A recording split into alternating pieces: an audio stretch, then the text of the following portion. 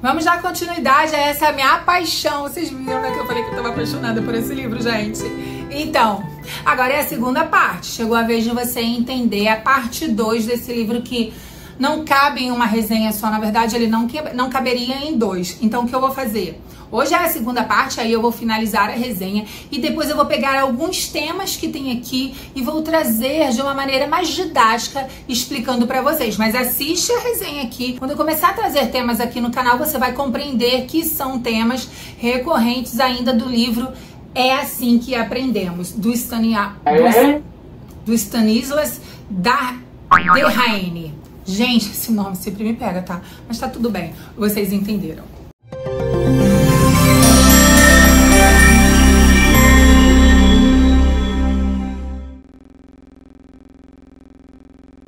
Na segunda parte desse livro, então na primeira parte vamos só revisar. A gente entendeu o conceito de aprendizagem. O livro começa com uma paixão a partir de uma visita que ele fez no hospital, onde ele conhece o Felipe e ele se sente intrigado como o cérebro é maravilhoso e tem sempre capacidade de aprender cada vez mais, mesmo que em circunstâncias limitadas.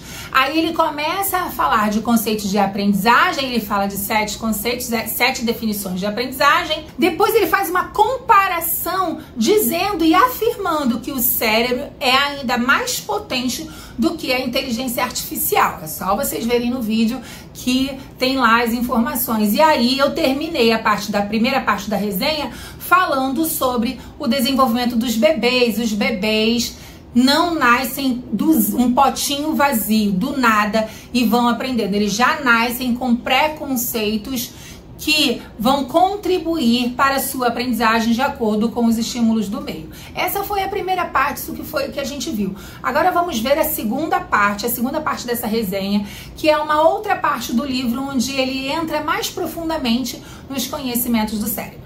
Nessa minha divisão aqui, é importante lembrar que é a minha divisão, tá? Ele fala, então, até então, tem todo um conceito de cérebro, desenvolvimento do cérebro. Quando eu parei em como o cérebro nasce, como nasce o cérebro, tem tudo explicando todo o processo de desenvolvimento do cérebro em si. Agora, entra no conceito de recicle seu cérebro. O que é isso? O nosso cérebro é uma máquina tão capaz que ele precisa de constantes atualizações. E aqui em Recicle Seu Cérebro entra o conceito da plasticidade cerebral, que é a nossa capacidade de modificar a realidade do nosso cérebro. Ou seja, o que a gente não aprendeu, nós somos capazes de aprender, porque a gente consegue modificar o cérebro a partir dos estímulos.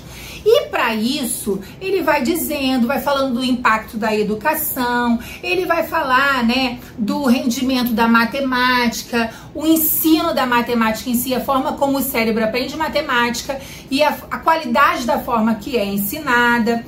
Ele vai falando, né, dessa hipótese que é a parte da reciclagem, dessa hipótese de reciclagem neural. Reciclar o que se aprende para mexer mesmo, para potencializar o desenvolvimento do cérebro a partir da plasticidade cerebral. E ele vem, traz pra gente, e é maravilhoso. Entra muito na matemática, desenvolvimento da linguagem, que são os pilares de toda a aprendizagem, né? Mas o mais interessante é quando ele traz aqui pra gente o conceito dos 4 pilares, do aprendizado. Então, gente, esse livro vale super a pena para você que é professor, psicopedagogo, psicólogo, fonoaudiólogo, mãe. Já vai compartilhando para os amigos que trabalham e que precisam compreender sobre a aprendizagem, mas também para compreender a aprendizagem fora de um contexto de escola. Aprendizagem como um contexto de modificação do nosso cérebro, e essa modificação que gera essa reciclagem, que gera, né, novos conceitos de transformação como uma máquina potente. Então vale super a pena você ir compartilhando para mais pessoas assistirem. Quando ele traz esse conceito de reciclagem, né, ele vem trazendo que um conhecimento adquirido, ele sempre se soma ao outro e que isso vai fazendo uma reciclagem, ou seja, a gente vai dando novas funções para uma função já existente.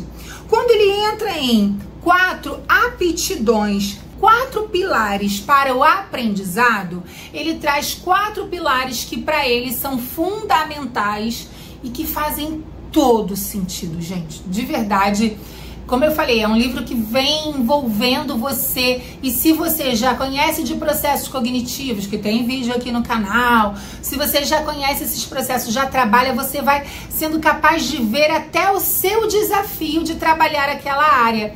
Então, ele vem trazendo toda essa... vem fazendo você caminhar por esse mapa, porque o livro tem mesmo essa proposta de ser um mapa para você compreender o desenvolvimento do cérebro. E as linguagens, eu gosto sempre de falar da linguagem, porque a gente pode ter livros, né, com uma linguagem um pouco muito técnica, que às vezes famílias ou quem não está todo dia trabalhando com neuropsicologia pode não compreender. Então, eu acho fundamental que a gente tenha cada vez mais a linguagem da neurociência facilitada, que seja compreendida por todos, porque o conhecimento ele precisa ser democrático, né? As pessoas precisam acessar o conhecimento. E a forma como ele vem fazendo as associações, as brincadeiras, entre aspas, né, no livro, são uma maneira de fazer você aprender sobre os conceitos que ele quer trazer.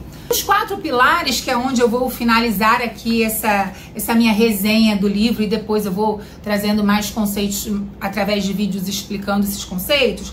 Os 4 pilares, ele fala isso porque, para ele, né, essa plasticidade sináptica não é só explicada pelo sucesso de uma espécie, né? Essa plasticidade está presente em todo o reino animal, ele diz, né? Todo mundo animal, até mesmo as moscas têm plasticidade, ele fala aqui. Então, ele está sempre trazendo esses conhecimentos e fazendo essa associação. Quando a gente fala de cérebro, eu estava tendo uma conversa ontem mesmo, sentada lá no meu quintal, eu vi uma formiga, uma daquelas formigas bem pretas maiores assim, carregando outra formiga, e eu falava assim, será que ela está levando para o enterro? Aí a minha prima falava, não, tá viva, e realmente teve uma hora que parou e largou a formiga assim, aí saiu andando, aí ela, não tem esse conceito de velório, é claro que a gente estava brincando, eu falei assim, Aí, ela, em algum momento, ela falava assim, não são tão inteligentes assim. São inteligentes, as formigas são inteligentes, mas é um outro conceito de inteligência. Então, é interessante que quando ele traz, né, dos 4 pilares de aprendizado, ele está falando do nosso cérebro, mas ele em algum momento traz aqui que a plasticidade não é uma capacidade, a plasticidade cerebral não é uma capacidade somente do cérebro humano, e sim de todo o reino animal. E para finalizar, esses 4 pilares são atenção, que amplifica a informação da qual nós focamos. Então, a atenção é um pilar muito importante para aprender. Sem atenção, a gente não percebe, sem perceber, a gente não faz memória e logo não tem aprendizagem. Depois, o envolvimento ativo. O envolvimento, ele faz uma comparação que é um algoritmo chamado curiosidade. Seria tão importante se nas aulas de hoje em dia, ao invés da gente correr tanto, né, ao invés dos professores correrem tanto, trabalharem mais os envolvimentos e a curiosidade dessa geração conectada, essa geração que é a geração da informação, mas que na sala de aula vem perdendo a motivação para aprender, né? Inclusive no processo de inclusão, como seria importante, eu falo bastante na inclusão de motivação. Então, envolvimento ativo é ali um pilar que ele traz importante para a aprendizagem. O outro pilar importante, o terceiro pilar, é o feedback para os erros, que ele compara que a nossa predição com a realidade e a nossa predição de comparar a realidade e corrigir com o mundo, né? Então, a partir do feedback do meu erro e com essa comparação, eu sou capaz de me corrigir para levar ao sucesso da aprendizagem. É claro, quando a gente está falando dessa comparação, desse feedback, não é só apontar o que a criança faz. Você errou, você fez assim, sabe? Apontando assim na criança, não.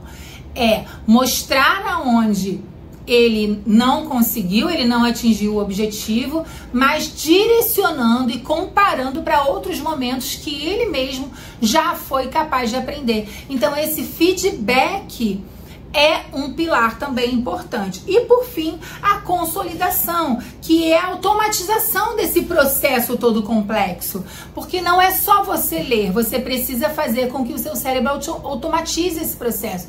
Esse cérebro precisa transformar isso no dia a dia. Caso contrário, vira uma memória bem distante. Só que a gente pode dizer que é aprendizagem quando a gente consegue utilizar no dia a dia. Então, esses 4 pilares, atenção, envolvimento ativo, feedback para erros e consolidação, são pilares importantes para esse processo de aprendizagem. E aí, nessa parte do livro, ele vai especificar e ele vai trazer o passo a passo, né, desse processo, de como acontece, de como a gente pode fazer acontecer. Então, é um livro manual, é um livro para que a gente possa se reconciliar com o processo de aprendizagem. Inclusive, no final, ele fala, né, reconciliando a educação com a neurociência, que é a conclusão do livro, quando ele diz que é importante que esses conhecimentos sejam acessíveis, é importante que